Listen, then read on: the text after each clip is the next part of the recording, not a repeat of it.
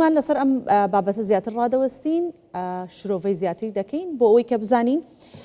پرسی هەڵبژاردننی سەرۆکۆمار و پێکێنانی کابینەی جێمی حکوومەتی یاریمی کوردستان لە کۆبوونەوەی ئەم شاندا بە چ شێوەیەگە بێت ئەویش بە میوانداری عارف ڕۆژدی ڕاوێژکاری مەکتەبی سیاسی پارتی دموکراتی کوردستان کە میوانی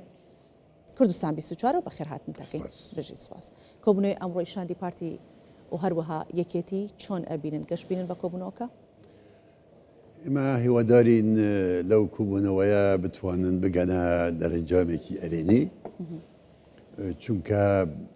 هەموو بارودۆخەکان وا دەخوازێ کە کورد چارەسەری گرفتەکانی خۆی بکات چ ئەوانەی لە هەرێمی کوردستان هەیە یان لە بەغدا بۆیە چەندین کوبوونەوە بەستراون و هەنگاوی باشش چوونەتە پێش سەبارەت بە ڕێککەوتن لەسەر کارنامەی حکوومەتی هەرێمی کوردستان بەڵام لە دووە کوبوونەوەکاندا گرفتێکی تر هاتە پێش مەسەلەی دابشکردنی پۆستەکان هیوامان وایە برادرانی یەکەتی بتوانن ئەو گرفتە چارەسەرکەن چونکە گرفتەکە لای ئەوانە ئەگەر ئەوان بە بیرکردنەوەیەکی فراوانتر و دوور لە حەزی حزبایەتی ئەوانە تەعامل بکەن ئەکرێ ئەم کوبوونەوەیە ئەرێنی بێ باش بەڕێز عارف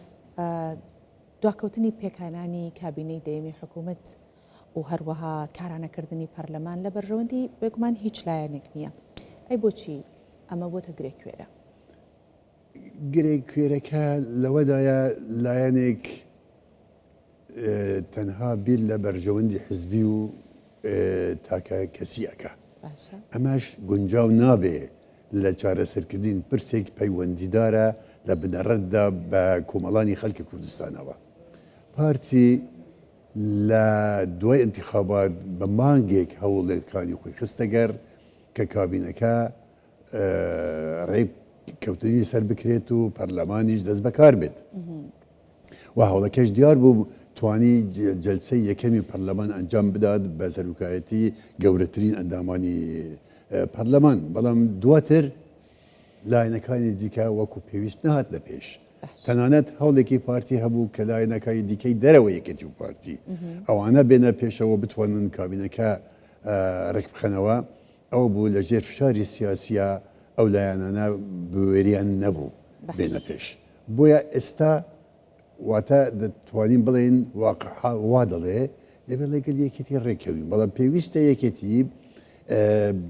لەم سەروبەندەی ئێستادا کە ناوچەکە و عێراق و کوردستان لە بەردەم گۆڕانکاری گەورەدا هاتووە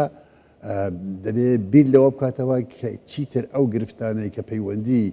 بە خواستی حزبی و یان کەسی وە هەبێت لە بەرجەو نەگیرێت و بێتەوە مەیدانی کوردایەتی ڕاستەقینە باشترە باشە جەنابەت باست لە سازشەکانی پارتی دموکراتی کوردستان کرد کە تەنانەت داوای لەلایەنەکانی دیکەش کردووە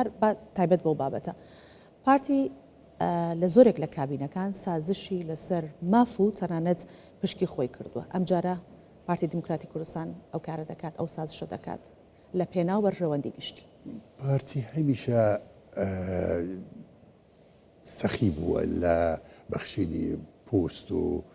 بەشێکی لە بەرکەوتەی خۆشی بەلایەنەکانی دیکە بەڵام ناکرێ هەمیشە پارتی ئەو ئاراستەی هەبێت و لایەنەکانی هیچ بە هەند وەردەگرن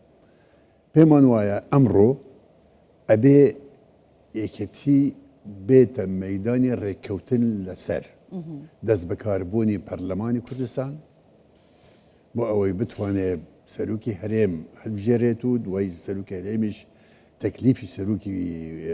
کابینەی نوێی بکات دەست بە پێکهێنان کابینەکەی بکە ئەگەر ئەم خاڵەمان دەرباز کرد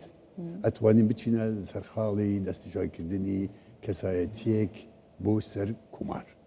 سەر کوماریش ئەبێ حقیقەتێک لامان ئەشکرا بێ سەر کومار لە دەستورە نەهاتووە کە بەشی کورد بێ یان سەرۆک وەزیران بەشی شیعە بێ یا سەرۆک پەرلەمان بەشی سوننە بێ بەڵام وەکو عورفێکی سیاسی لێ هاتووە لە چارچێوە ئەو عورفەشدا چەند ساڵێکە ئەو بەرکەوتەیە دراوەتە بە یەکەتی کەواتە با بێمە سەر ئەم پرسەی کە تایبەتە بە سەرۆک کۆبار بۆچی پارتی بە دوو کاندید بەشداری کرد و ئەگەر ئەمڕۆک ڕێککەون پارتی ئەو دوو کاندیدی خۆی ئەکشێنێتەوە ئەگەر ڕێککەوتین لەسەر کەسایەتیەکی هاوبەش ئەگەر لە بیرتا بێ پێش چەند ڕۆژێک جەنابی سەرۆک بارزانی پەیامێکی بەخش کرد سەپارەت بە چۆنیەتی دەستنیشانکردنی سەرۆک کۆمار وتی یان پەرلەمانی کوردستان یان فراکسیۆنەکانی کوردی لە بەغدا یان لە کۆبوونەوەیەکی سیاسی حزبەکاندا ئەو کەسایەتیە دەستجا بکرێ ئەمەش ڕاستیەکەیە چونکە بەرکەوتەی پۆستی سەرۆک کۆمار مافی خەڵکی کوردستانە نەک لایەنێکی حزبی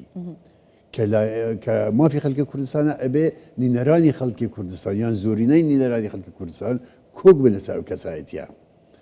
ئەگەر ئێمە وەکو ئاماژەم پێدا لەسەر مەسەلەی حکوومەت و پەرلەمان ڕێککەوتین ئەتوانین داوا لە یەکیتی بکەین فەرمونون چەند ناوێک پێشکەشکەن بۆ ئەوەی ئێمەش بەتایبەت پارتی و دوای تر جەنابی سەرۆک بارزانی ناوێک دەستنیشان دەکەین و بەو ناوەوە ئەچینە پێشەوە باش پارتی ڤیتۆی لەسەر کەسێک یان کاندیدێک هەیە ڤیتۆی پارتی نەبووە و نابێ لەسەر هیچ کەسێک بەڵام ئەمانەوێ ئەو کەسەی کە ئەچێتە ئەو پۆستە پڕکاتەوە دوو سەلاحیاتی خۆی بەکار بێنێ ناکرێت سەرۆک کۆمار بیت زولم و ستەم لەگەلی کوردستان بکرێت ناکرێت سەرۆک کۆمار بیت لە پێشچاوی ئەو یاسا پێشێل بکرێت مادەی دەستوری پێشێل بکرێت ئەمانەوەی کەسایەتیەک بچێتە ئەوێ جێگای کۆدەنگی بێت دوو کەسێک بێ بتوانێت ئەو پۆستە ئەکتیفکە دەرفەت ماوە بۆ کاندیدی هاوبەش بوونە چونکە بەپێی مەودا یاساییەکەی دەستیانکردنی پۆستی کۆمار سەرۆک کۆمار ئێستا 20 ڕۆژێکمان ماوە لێرەدا ئەگە لەو کۆبنەوەیدا بتوانێت ئیتیفاقکەین لەسەر ئەو دوو خاڵە پێکێنانی حکوومەتی هەرێمی کوردستان و کەسایەتیەکی ڕێککەوتوو لەسەر ئەتوانی بە کەسایەتیەکی هاوبەش بچینە پەرلەمانی عێراق و ئەو ناوە پێشکەشیان بکەین. بەڵێ ئێمە سوپاس دەکەین عارف ڕۆژدی ڕاوێژکاری مەکتەبی سیاسی پارتی دموکراتی کوردستان میوانی کوردستان 24 بووی سپاس بۆ ئامادەبوونێت. سپاس بۆ ئێوەش.